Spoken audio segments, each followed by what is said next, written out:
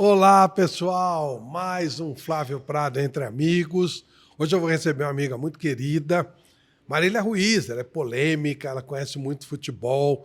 Ela é uma das precursoras dessa nova geração de mulheres nos estádios de futebol. Enfim, ela tem uma personalidade ímpar e é uma pessoa que tem muito a nos acrescentar. Antes de falar com a Marília, eu quero agradecer aos nossos queridos apoiadores, Alibec Alimentos, que tem salgadinhos espetaculares para você nos acompanhar. Pega um mix da Alibec. Nossa, a Alibec só tem um problema, você não consegue parar de comer, né? É maravilhoso. Baltec, que é a empresa brasileira que mais lança produtos. Toda hora tem uma novidade. Você entra aqui nesse QR Code que está aqui ao lado e você vai conhecer o Gabigol na obra, que, aliás, virá aqui nos próximos dias, né, também para contar a história dele. E você vai conhecer produtos espetaculares da Baltec. Grupo Hall Center, há 19 anos, o maior parceiro da sua empresa, das indústrias. Você encontra uma assessoria espetacular do Grupo Hall Center, do nosso Wesley Boca e todo o pessoal que há 2 décadas está aí crescendo a cada momento, frota própria, é muito legal, entrega com qualidade e rápida. LuxColor, a tinta da pintura inteligente, a tinta que eu uso, a tinta que eu recomendo, LuxColor, para você ter. Você entrando aqui no QR Code, você pode até fazer um esboço da cor que você quer, misturar as tintas, é sensacional. CrossFox Elétrica, você precisa ter as ligações da sua casa, do prédio que você está construindo, de qualidade, produtos de qualidade. Então, você precisa ter uma empresa que tem todas as qualificações. E esse é o caso da CrossFox Elétrica. E também quero falar da Atlântica Máquinas. Você que está pensando em abrir um negócio próprio e tal, com investimento baixo, liga para a Atlântica Máquinas. Você vai ver. Você vai ter uma máquina que faz blocos e pavimentos e vai mudar a tua vida. Você vai conseguir fazer um trabalho bacana e com você sendo o seu patrão. Dá uma ligadinha lá na Atlântica Máquinas, entra por aqui, manda uma mensagem, você vai ter uma surpresa muito agradável. E vamos falar de carro, né? Você quer trocar de carro? Você quer comprar um carro novo? Eu te recomendo o Prêmio Auto Shopping. Sabe por que eu te recomendo? Porque lá você vai achar o seu carro, né? Tem mais de 7 mil carros, mais de 1.000 lojas, e com tudo lá. Você vai fazer financiamento, seguro, você vai vender, comprar, tudo que você puder, tudo que você quiser fazer com o carro. Prêmio Auto Shopping tem lá em São Bernardo, tem também no Ipiranga, com uma qualidade extraordinária e tudo com muita garantia. E também agradecer a nossa querida Debrecha, o maior churrasco gaúcho do Brasil, na Pedro Ivo, no Paraíso.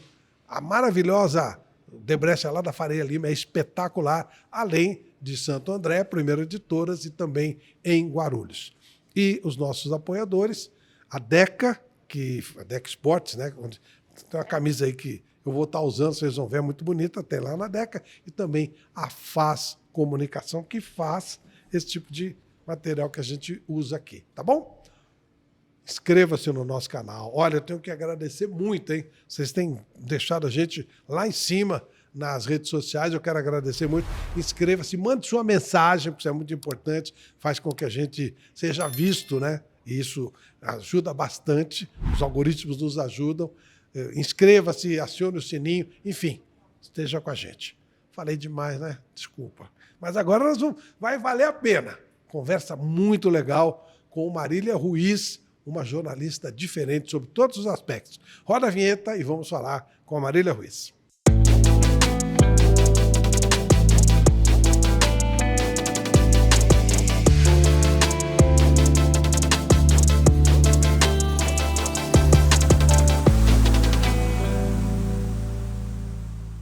É uma alegria muito grande para mim estar nesse Flávio Prado Entre Amigos com uma amiga de muito tempo. Eu já era bem mais velho, senão vai dizer, mas não, ela é novinha. Ela é uma jovem mamãe, uma jovem grande jornalista. E realmente é um prazer te receber aqui, Marília Ruiz. Tudo bem? Imagina, é uma honra para mim. Obrigada, Flávio. Obrigado. Marília, aqui a gente conversa e a gente quer saber. Todo mundo conhece a grande profissional que você é, todo mundo sabe os seus pontos de vista. Até o pessoal desconfia um pouco que você é corintiano. Não é possível. É, vocês acham isso? Quem contou? Mas eu quero saber como é que começou tudo. Você, como era a criança Você é de uma família rica, de uma família pobre? Enfim, como começou tudo? Eu sou de uma família de classe média. Eu sou a única neta, então, durante muito tempo eu era a única neta e eu era a caçula, porque meu irmão caçula é 8 anos mais novo do que eu, então a minha primeira infância eu era a única menina de uma casa de avós que só tinham primos meninos, né? E tem um irmão mais velho, depois eu ganhei um irmão mais novo. Então, e de uma família de imigrantes, meu avô era espanhol, minha avó filha de italianos, meu pai é português, então, e os pais dele portugueses também. Então, de uma família de brasileiros por opção. Mas, desses brasileiros por opção, 2 eram muito corintianos.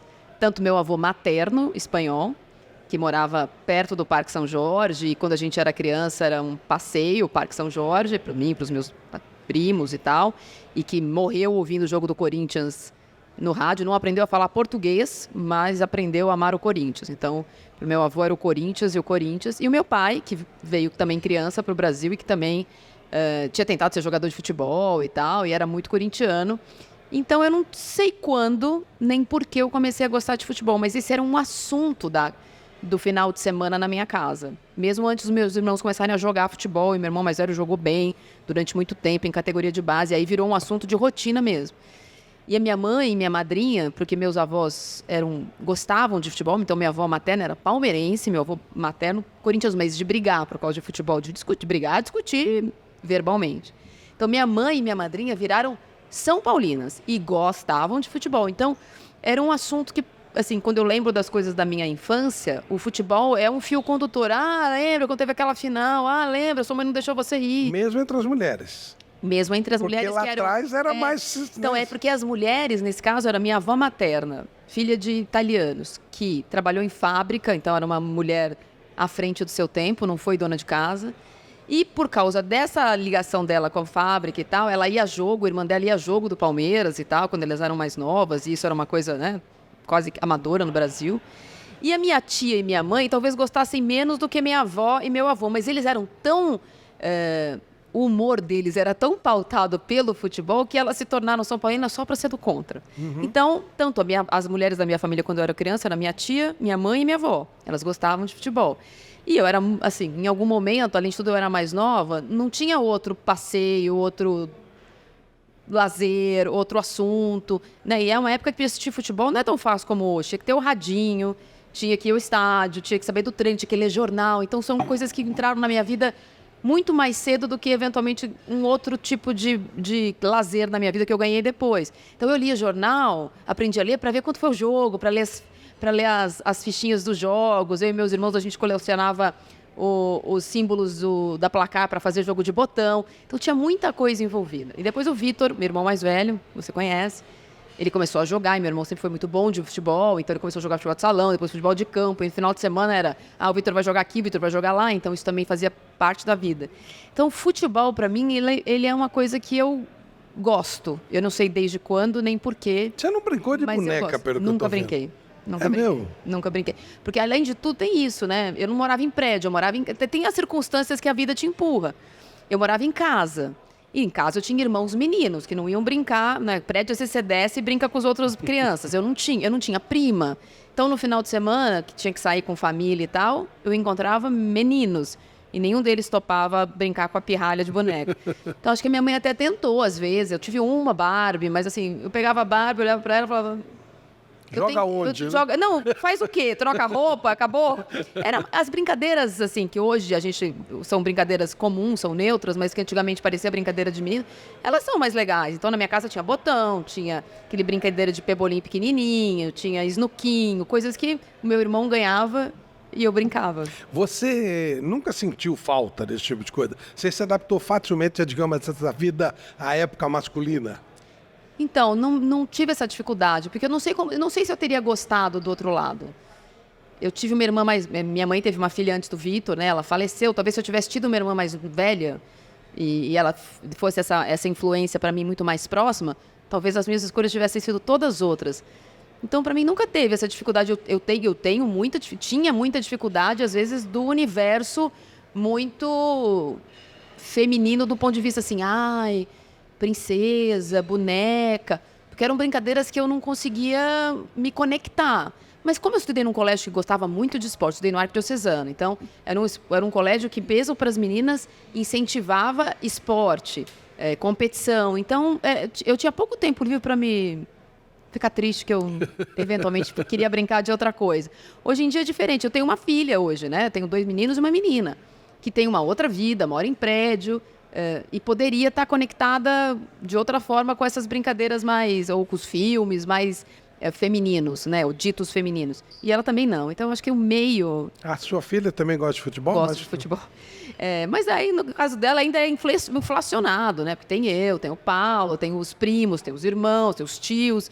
Então, acho que as coisas foram ganhar uma proporção ainda maior. Mas, quando eu era criança, eu não senti. E eu me lembro que era um jeito de eu fazer coisas diferentes. Então, ir ao estádio era uma coisa que as amigas não iam. E não é que eu não tinha amigas, eu tinha na escola.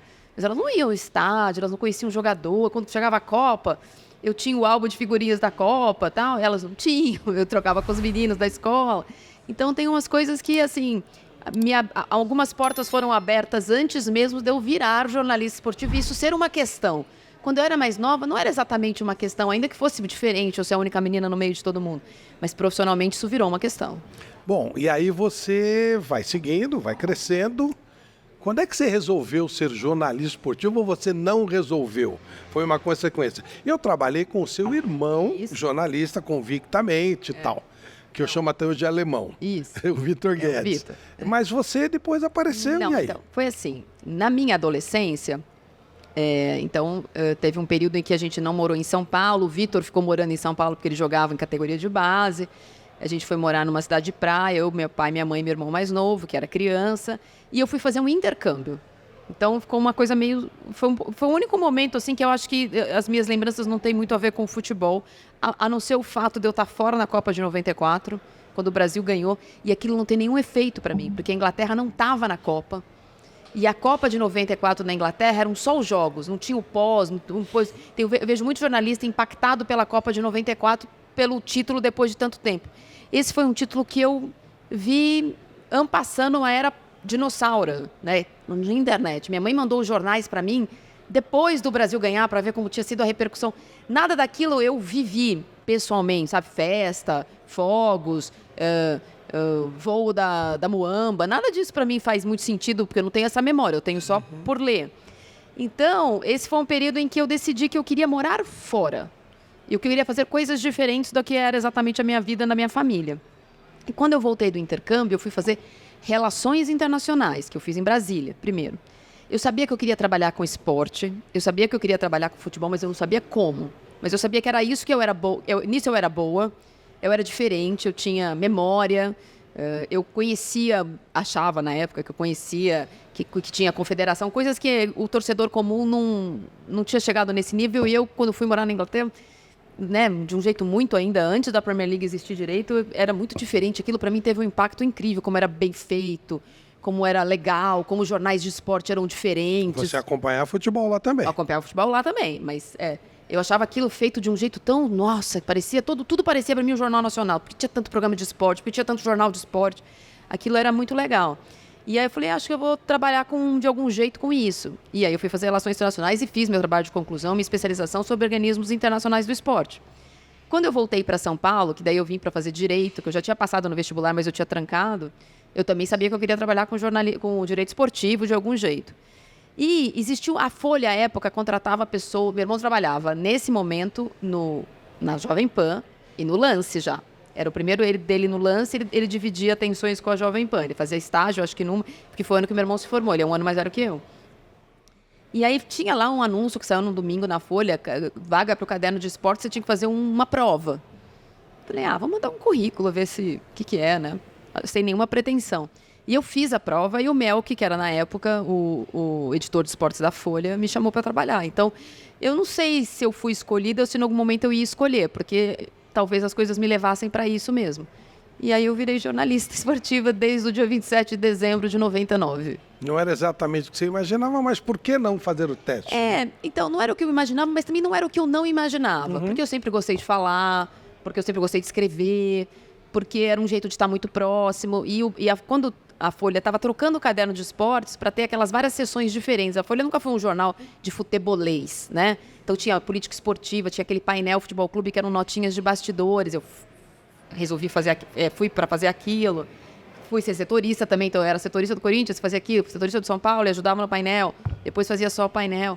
E a partir dali eu trilhei um caminho de jornalismo esportivo. Então, é que eu acho muito cruel mesmo, né? Que com 17 anos você tem a certeza absoluta do que você vai ser o resto da sua vida, né? Antes o resto da vida talvez fosse menor, hoje o resto da vida é muito, maior. Longo, né? E quando eu virei jornalista esportivo, eu achei que eu ia escrever o resto da vida. E hoje é o que eu menos faço, escrever, porque é o que a gente menos faz Você como tinha jornalista. 17 anos. Não, quando eu tinha, na Folha eu tinha 21. 21.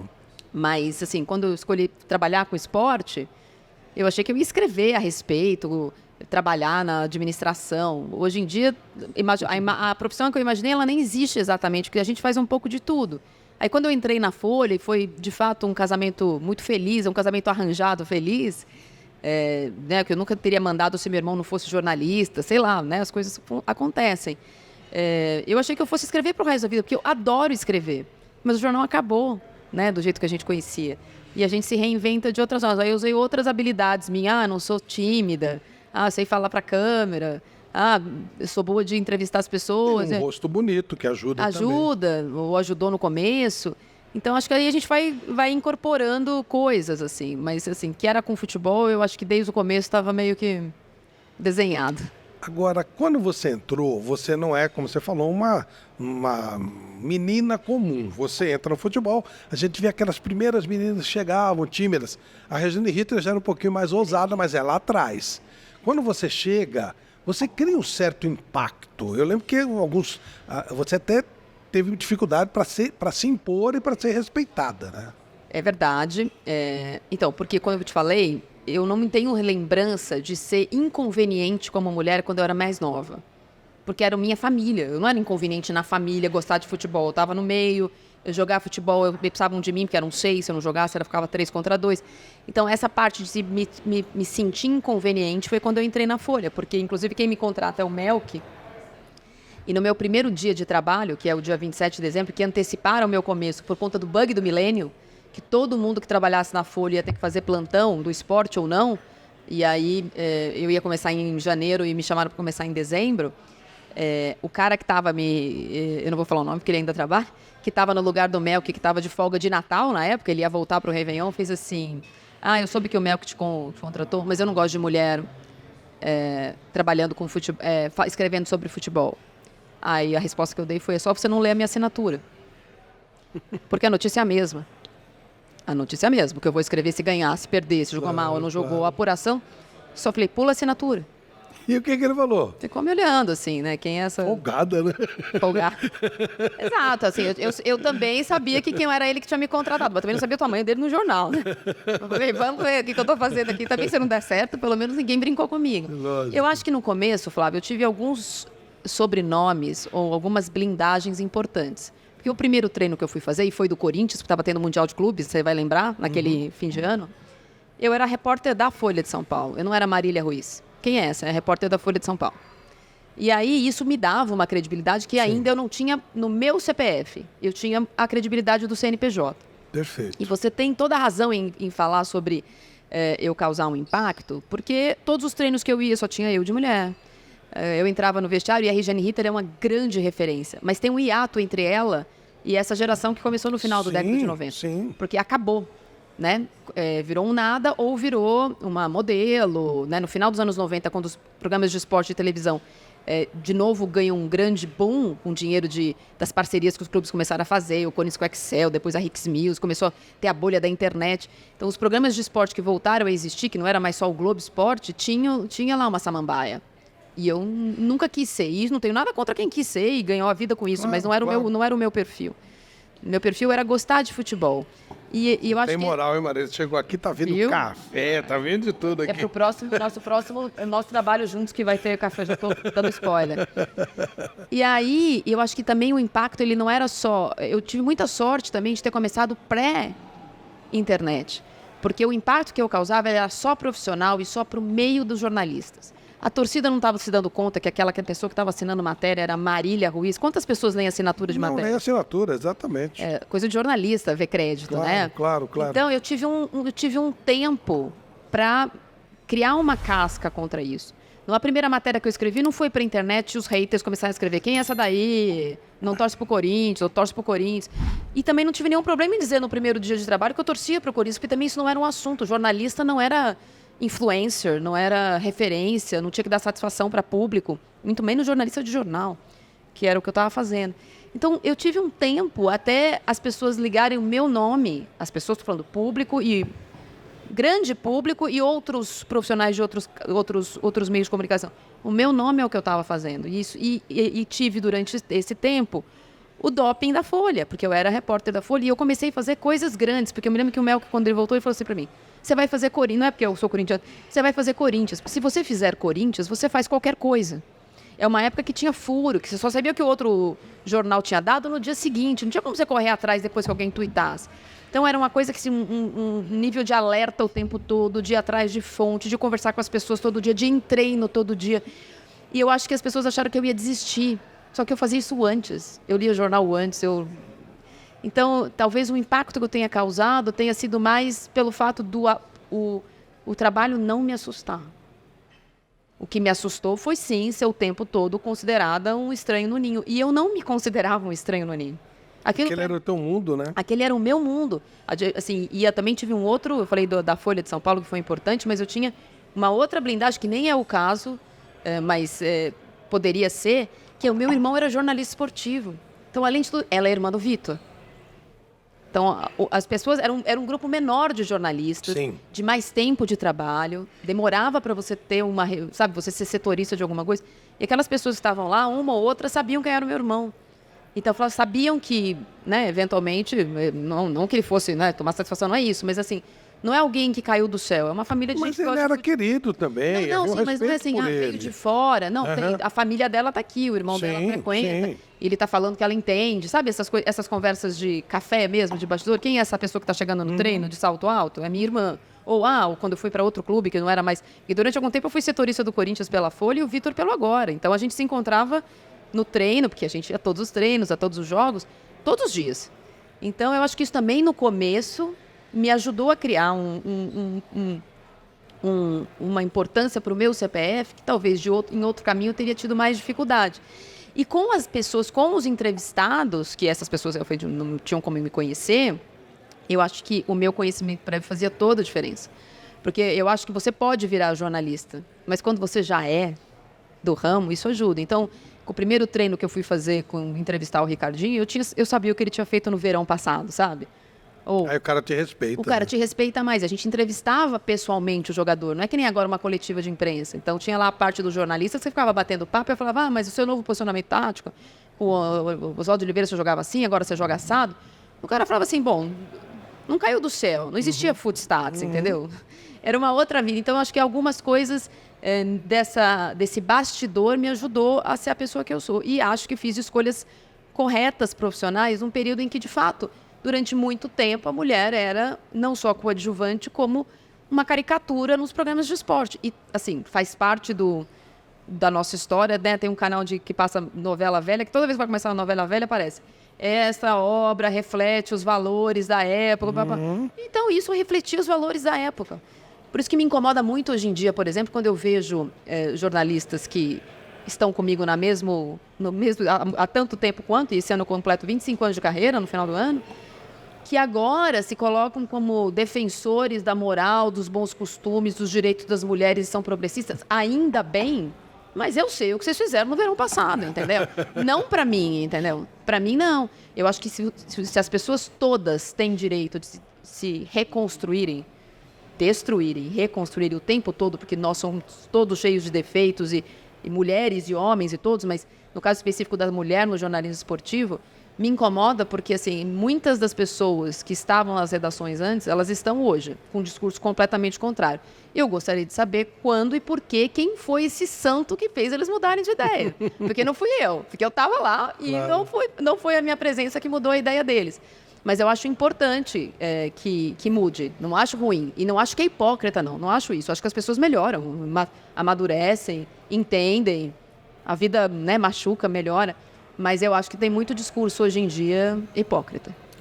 Ô Marília, a primeira vez que eu tive contato com você, tinha havido um perrengue seu, acho que com o Luxemburgo ou com o Leão, eu não lembro bem. E eu também tive um perrengue na época com a mesma pessoa, acho que era o Luxemburgo. Era o Luxemburgo. E aí a gente começou a conversar meio que assim, né? Você se solidarizando comigo e eu me solidarizando com você. Como é que foi essa história? Foi o primeiro perrengue que você teve? Eu acho que foi o primeiro perrengue com repercussão, porque perrengue eu tinha bastante, quase que todo dia, né? Mas esse do Luxemburgo você vai lembrar, porque foi assim, foi um período pós, ainda com um resquiciozinho de CPI da Nike, Sim. CPI da seleção, era uma CPI na Câmara, outra CPI no Senado, e depois que ele sai da seleção brasileira, ele vai para o Corinthians, em 2001. E eu era setorista do Corinthians da Folha. E bem no começo do ano, teve um barulho e tal, mas ia ter o carnaval e ele dava dinheiro para a torcida organizada do Corinthians, a principal, a Gaviões, para o carnaval. Né? E na época, acho que a Gaviões tinha ganhado 2 carnavais seguidos, era um momento que não é que nem agora, que eles não ganham nada, mas eles estavam ganhando. Estavam melhores que o time, até tinha sido um 2000, tinha sido muito... Depois que o Corinthians é eliminado na Libertadores pelo Palmeiras em 2000, ele só não é rebaixado porque é aquela Copa João Avelange, é um ano muito ruim, e o Luxemburgo volta para o Corinthians, depois de ter saído para ir para a seleção, aí depois de toda a confusão dele na seleção, ele volta para o Corinthians. E aí teve um jogo no Pacaembu, acho que você estava comentando, ou se você não estava comentando, estava na rádio, que o Corinthians perde para o Guarani por 3-0, a torcida vai a todo mundo e aplaude o Luxemburgo.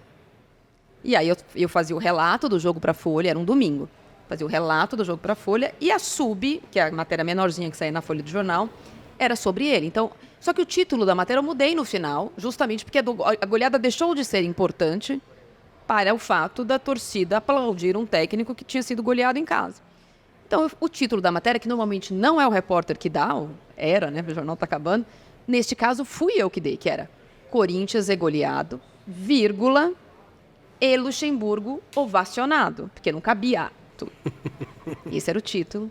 Estava no lead explicado, que é o começo da matéria, o Corinthians perdeu ontem, assim assado, no jogo medíocre. No final, entretanto, tinha um entretanto para ajudar o Luxemburgo. O técnico foi ovacionado. E a matéria menor era sobre o apoio dele ao carnaval, que era na sequência. No dia seguinte, tinha treino cedo, a reapresentação, porque ia ter jogo na quarta, sei lá, não tinha folga. Ele atravessou o Parque São Jorge, mas assim, enfurecido, para enfiar o dedo na minha cara, porque naquela época os jornalistas ficavam dentro do campo assistindo o treino. E o assessor de empresa lembra dessa história até hoje, atrás, tipo, vermelho, porque acho que ele não consultou o assessor para reclamar, para falar antes, para reclamar comigo. E tinham todos os jornalistas em volta. Ele, você é mentirosa. Sabe aquele jeito do Luxemburgo típico? Com quem eu me dou muito bem hoje, inclusive. Claro. Você é mentirosa. Você estava no estádio? Nunca na minha vida eu fui ovacionado. Peguei o bloquinho da Folha, abri. Pois não, Luxemburgo. É um erramos que eu vou dar com prazer. Nunca na sua vida. Quantos anos você tem de carreira? Ele fala, você tem quantos anos de carreira?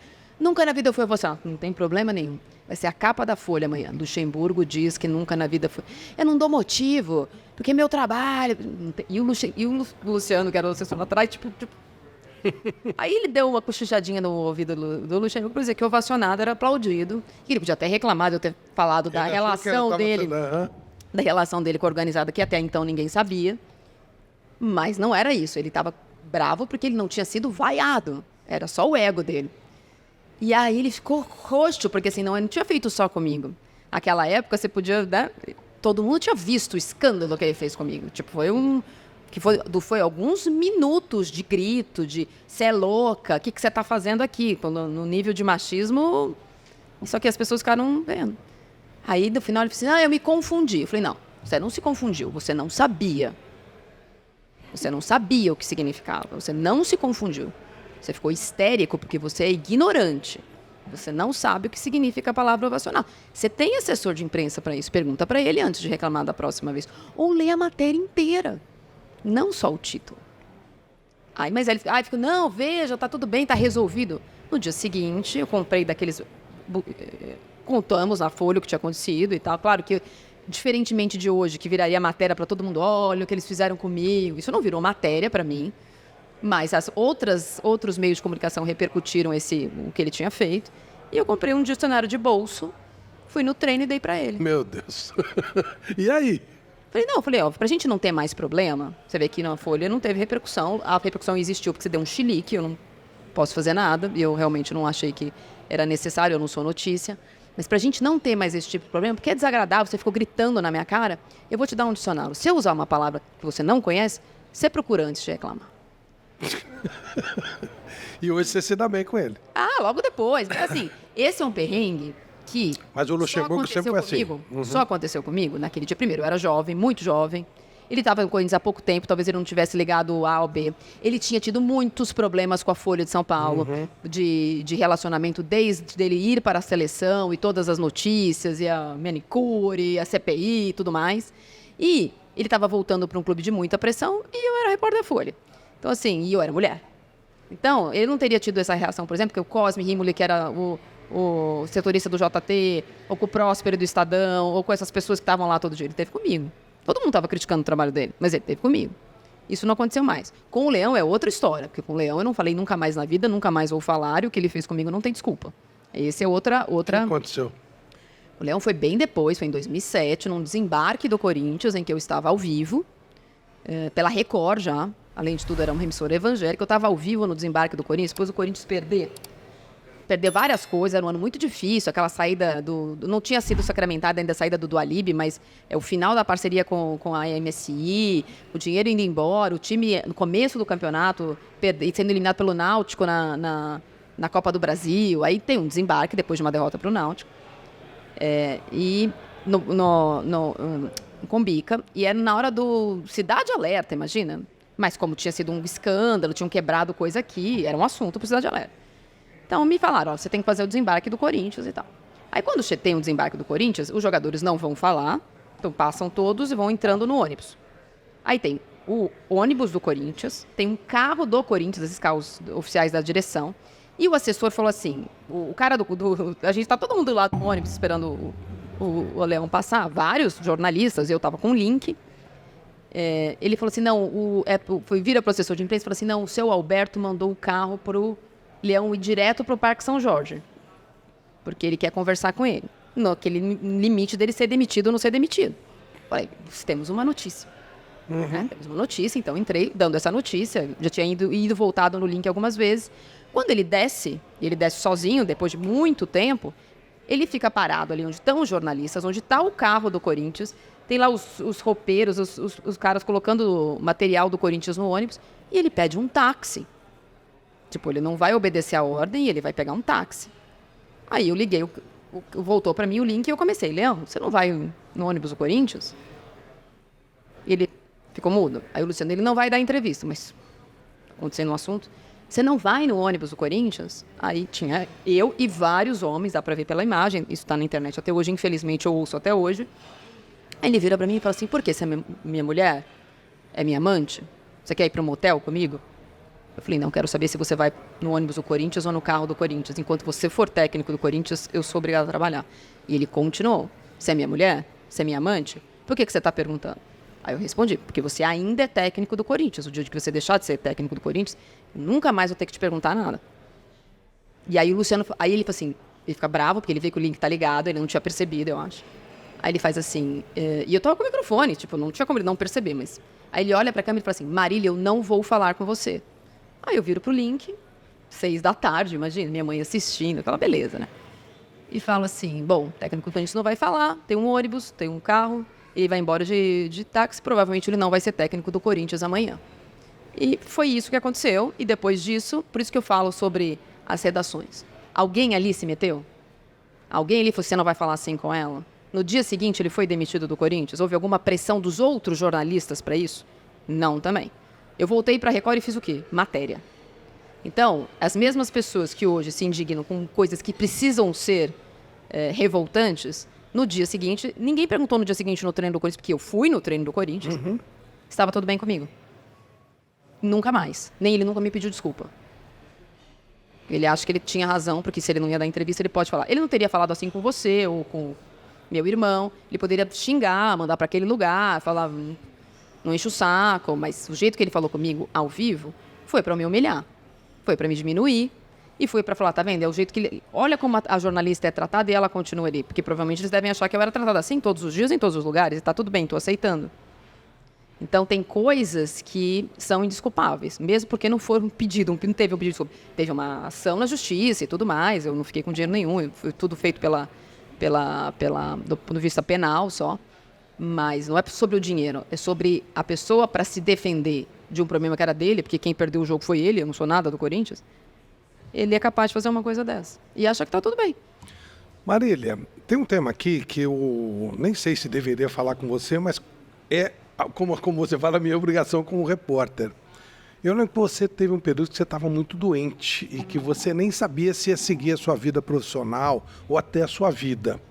Se você não quiser falar sobre isso, não tem problema nenhum, mas eu acho que é importante saber o ser humano que você era e a batalha que você traçou. Acho que não consigo.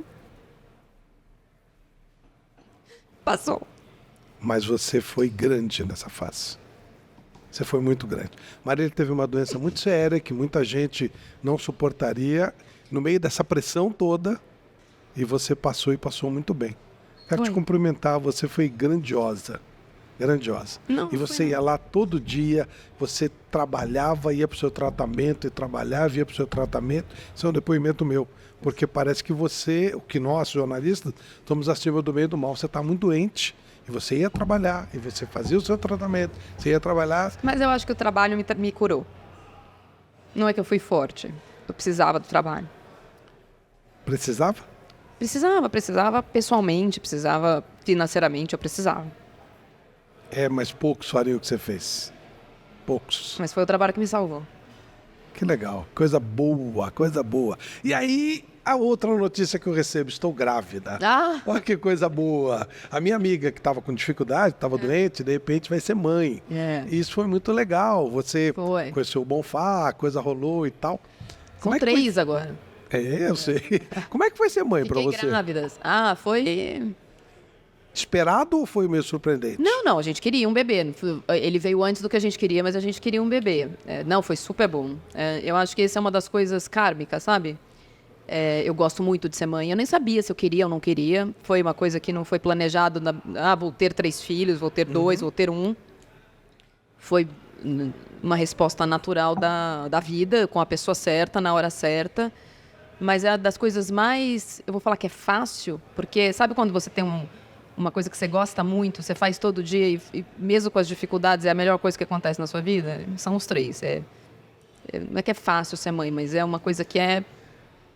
Não que eu nasci para ser mãe, não é isso também, que fica parecendo, né, um discurso para quem não é mãe. Não, você nasceu para ser jornalista e corintiana. Aí o resto é consequência. Não, é que ser mãe, para mim, era uma coisa que...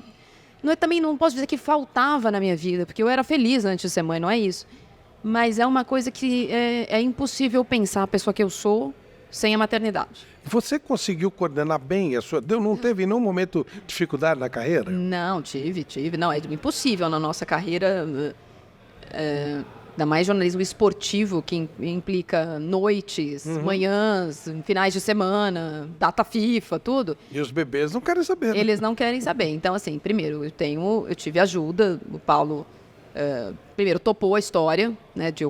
É claro que eu não sou mais a jornalista que eu era antes. Eu não vou treino todo dia, não viajo toda semana. Tudo isso foi acomodado e as coisas me levaram... por sorte ou por opção, ou no momento que eu fui mãe, eu tinha acabado de sair da Rede TV. Quer dizer, eu fiquei grávida, eu estava na Rede TV, mas é aquele período que teve vários problemas na Rede TV, de salário e tal. Então, eu saí da Rede TV por opção, mesmo grávida. Falei, bom, agora eu vou ter o Fred, meu filho mais velho, o Frederico, e depois eu vejo. Então, tipo, eu não saí de licença maternidade, eu só saí. Só que assim que o Fred nasceu, apareceram várias oportunidades e tal. Então, quando o Fred fez 4 meses, eu já estava trabalhando de novo num outro esquema, que já não era um esquema quarta, domingo, sábado. Ele abriu o teu caminho. Né? E aí, logo depois, começou o pré-Copa do Mundo no Brasil. Então, tinha várias coisas do estádio. Várias coisas foram... foi um boom ali, né? No pré-Copa do Mundo no Brasil, Copas das Confederações, vários trabalhos aparecendo.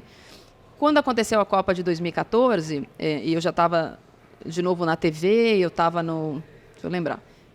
Na TV, em 2014, e no jornal. Era isso, na TV e jornal.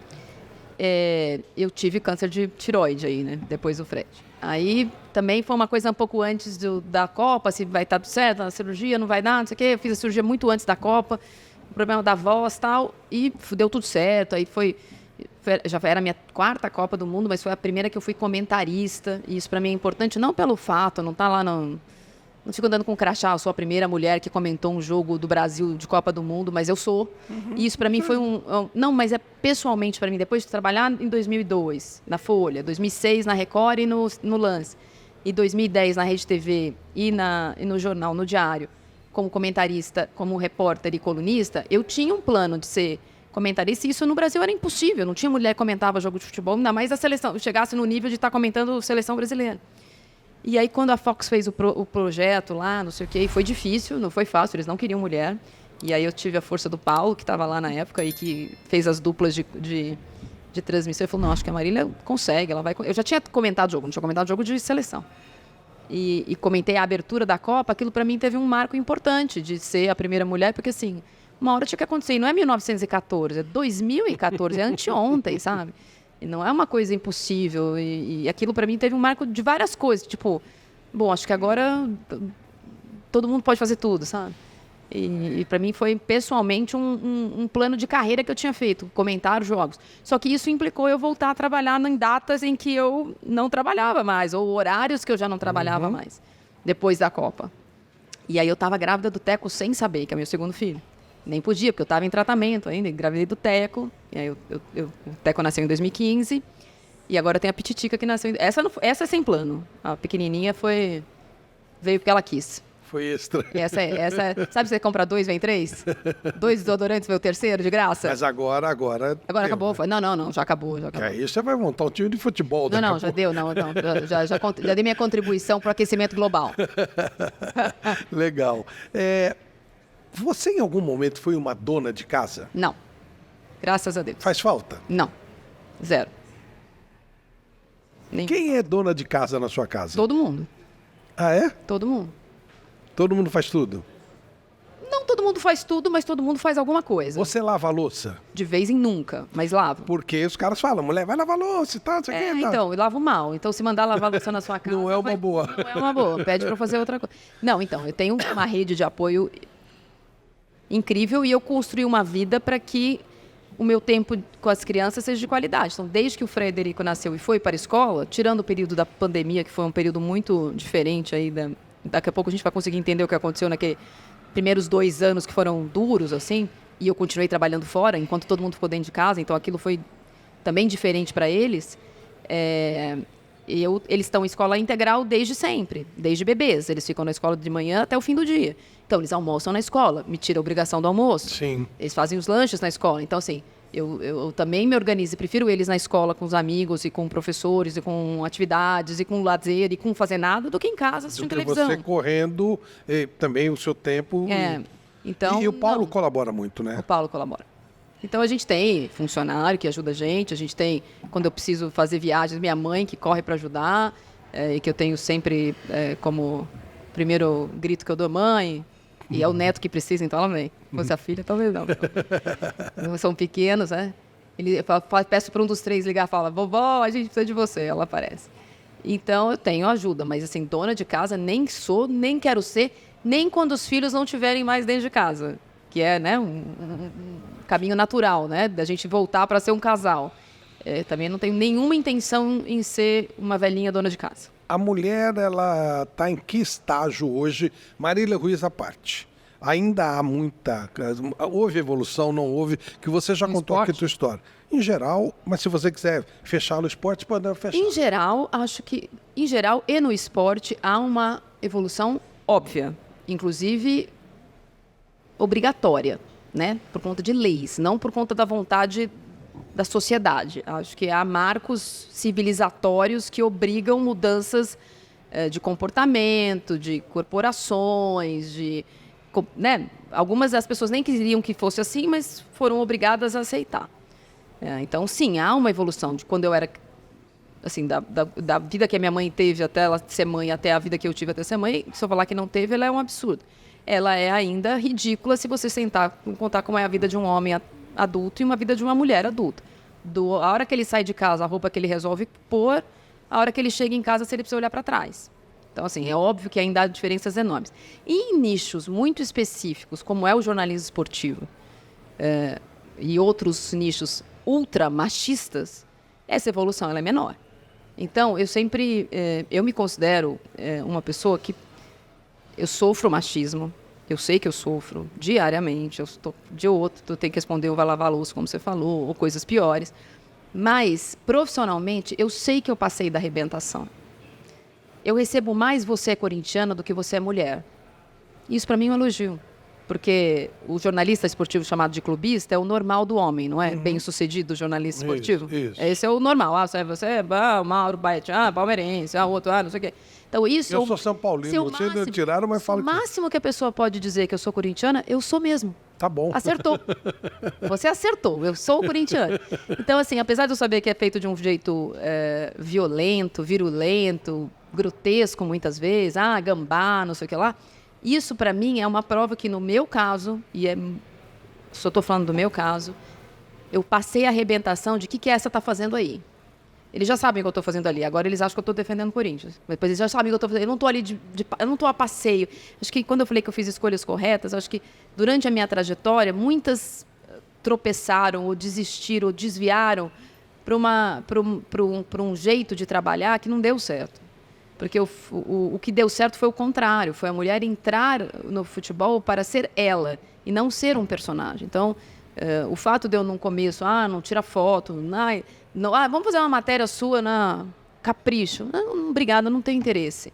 E não é porque eu não tenho interesse porque eu sou tímida, porque eu não tinha interesse nesse nível de associação. Ela gosta de passar batom rosa e não... Eu uso batom. Eu vou a restaurantes, eu gosto de viajar. Mas acho que quando eu construí a primeira imagem, sabe? A primeira imagem importa. Eu construí a imagem de quem gostava de futebol. E agora sim, as pessoas podem saber que eu tenho filho, que eu sou casada com o Paulo Bonfá, ou que eu tomo vinho, ou que nas férias eu tenho um clube de leitura. Mas se eu tivesse feito isso antes, eu acho que talvez as pessoas tivessem falado assim, ela tá ali para divulgar isso, então. Ou ela tá ali para ganhar um contrato de não sei o quê, ou sair na Playboy. Coisas que aconteceram na minha vida e que eu não tenho nada contra quem fez. Só que eu acho que isso teria me impedido de chegar onde eu estou hoje. Talvez eu tivesse chegado mais longe. Talvez eu tivesse sido mais feliz. Mas eu estou feliz com o caminho que eu trilhei para mim. Porque acho que o mundo e as redes sociais transformaram as pessoas em coisas. E se alguém procurar meu nome na internet, o que eu fiz em 2005, 2004, 2003, eles vão ver que eu fiz jogo de futebol. Você foi convidada para posar na Playboy? Foi. E aí, como é que foi a resposta? Não. Nem discutiu conversa? Não. Não é dinheiro, nada? Não. E não se arrepende? Não me arrependo.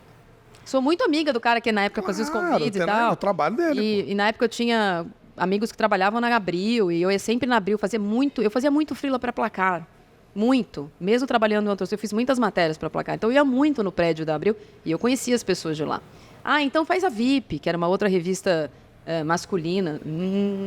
Vocês querem que eu faça uma matéria? Eu faço para vocês. É uma eu até questão fiz uma vez. de filosofia, né? Não, era uma questão assim, primeiro, não sou aquilo. Eu teria muita dificuldade de fazer bem feito, porque assim, mal consigo posar para uma selfie. Então, assim... E eu tinha objetivos profissionais claros como jornalista. E mesmo que isso pudesse ser um shortcut, um desvio ali que pudesse me dar mais dinheiro, mais visibilidade, um trabalho na TV que eu não tive, podia ter acontecido. E aconteceu com algumas pessoas. E eu acho que assim, o talento está sempre à frente dessas escolhas. Eu não estou criticando a escolha, não. Mas eu não conseguiria lidar com isso. Eu não faria de bom gosto. Eu faria por dinheiro. Eu falaria... Não faria... Não é a minha, entendeu? Hoje em dia, poderia ter uma vida muito mais exposta e talvez isso me desse visibilidade. Eu vejo muita gente que usa filho para ganhar contrato, ou usa o Instagram para mostrar as férias. Olha, vem aqui, olha meu estilo de vida para ganhar patrulha. Eu não consigo. Eu realmente... se eu quiser fazer uma coisa comigo para falar de futebol, até da minha vida, eu consigo. Mas essa exposição, que hoje em dia ela é baseada num escambo, eu te empresto a imagem dos meus filhos, você me manda um... Eu não consigo. E eu acho que... Infelizmente, a gente e também eu acho que tem um pouco de idealismo da profissão. Eu tenho vontade, e faço isso todos os dias, de me diferenciar de influencer. E não tenho nada contra, só que eu não sou. Eu também não exponho a minha família, não. Não, mas sabe essa coisa, tipo assim, por exemplo, o fato de eu ser corintiana não é um problema, mas eu não sou o Corinthians e eu não sou do Corinthians. Claro. E pode Eu criticar. só sou o corintiano. Claro. Então eu não ganho dinheiro do Corinthians. Quando a Nike me manda a camisa do Corinthians, eu posto, obrigada Nike, etc e tal. No dia seguinte, eu vou fazer o jogo do... Então, porque eu... Pode ser que eu esteja completamente errada, que depois eu fale, putz, esse era o caminho, olha aí, todos os influencers sendo milionários, porque é isso que está acontecendo com o jornalismo esportivo, e eu entendo que o público gosta dessa pessoa, desse nicho. Mas eu não gosto só do Corinthians, eu gosto de futebol. Então, se eu virar só o Corinthians, só do Corinthians, só lembrar de mim quando tem jogo do Corinthians, eu perco tudo que eu construí, porque eu nunca fui só o Corinthians. E eu não sou o Corinthians.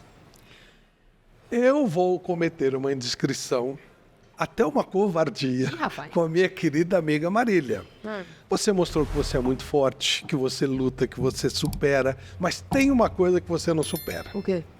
Por que você tem medo de gato? Gato, bicho, miau. Por quê? Eu tenho fobia, né? Não é medo, é fobia. Você sabe. Eu estava grávida ainda, num momento difícil da minha. Encontrei com o Flávio num hotel cheio de gato. Então, eu não sei... Assim, aliás, eu tenho desconfiança, depois de muitos anos de terapia. Porque nunca aconteceu um ataque... Fobia é um medo injustificável de alguma coisa... Eu de avião, por exemplo. Então, desproporcional.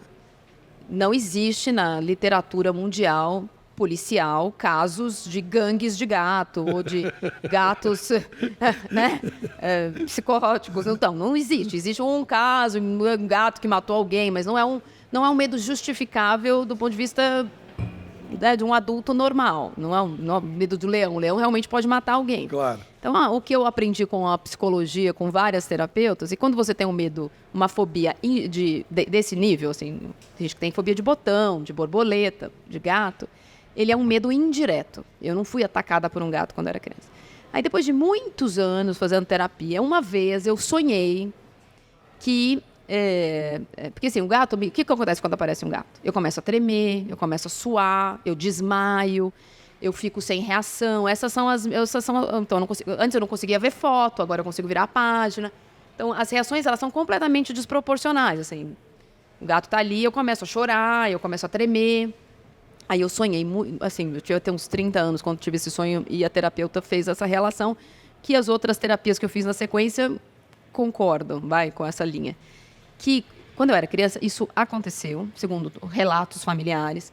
Eu tinha uns 5, 6 anos, não tinha meu irmão mais novo ainda. A gente foi numa cachoeira, na praia, onde minha avó tinha um apartamento. E todo mundo saiu do carro correndo, aquele verão, um monte de criança. Quem chegar por último vai ser o bobinho, sei lá o quê. E todo mundo saiu correndo e pulou nessa cachoeira, chama Poço das Antas, até um lugar perto de Santos. E quando eu pulei na cachoeira, estava muito calor, eu tive choque térmico. Sabe quando você congela por dentro? E comecei a me afogar. Eu não lembro exatamente dessa história. Então, eu não sei se eu lembro ou se eu sonhei, sabe? Mas eu lembro que isso aconteceu. E que meu primo me tira Alguém percebe que eu estou me afogando, demora um tempo para perceber, ele percebe, e me tiram da cachoeira e começam ali a fazer eu voltar, ou cuspir a água.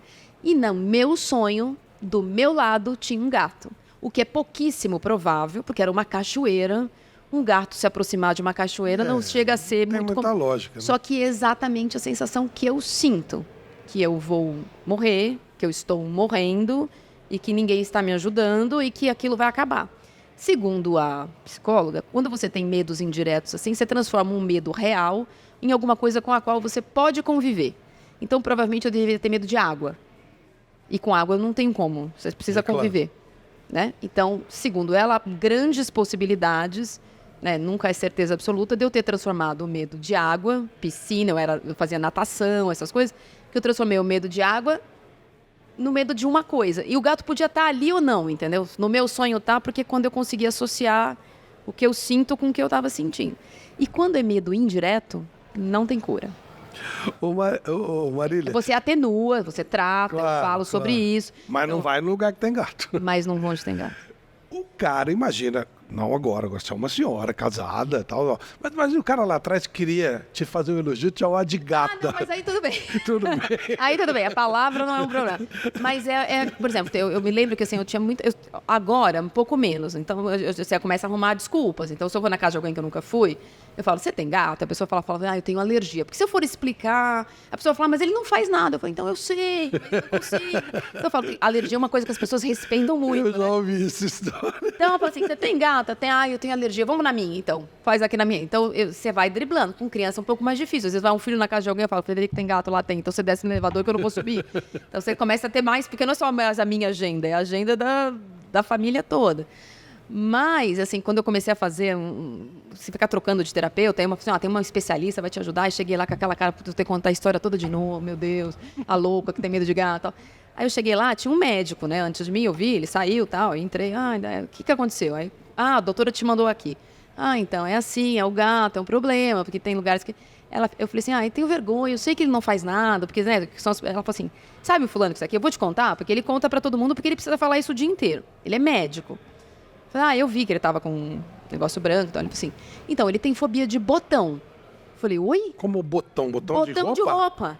Que então, isso? assim, quando ele está no consultório dele, a secretária, o assistente, já pede para a pessoa colocar aquele roupão de antes, mesmo que ele não vai examinar, porque se você tiver com a camisa de botão, ele tem medo. Que isso? Porque a roupa dele não tem botão. Eu falei, então, eu nem sou tão louca assim. Marília, que legal, que bacana conversar com você. Você é uma pessoa muito querida, você sabe que eu tenho o maior respeito pelo seu trabalho, maior admiração por você como ser humano. Não, é totalmente desproporcional ao meu, porque o meu é muito maior. Obrigado. E é muito bom falar com você. Te agradeço demais você tem tanta coisa para fazer, abrir um tempinho para falar comigo. É uma honra muito grande. Não só veio, como a honra é toda minha, como ainda arrumei um emprego agora. Próximo empreendimentos, Flávio Prado Produções, eu serei sócia, pelo menos na caneca. No café. Obrigado, Marília. O Flávio Prado Entre Amigos fica por aqui. Um abraço.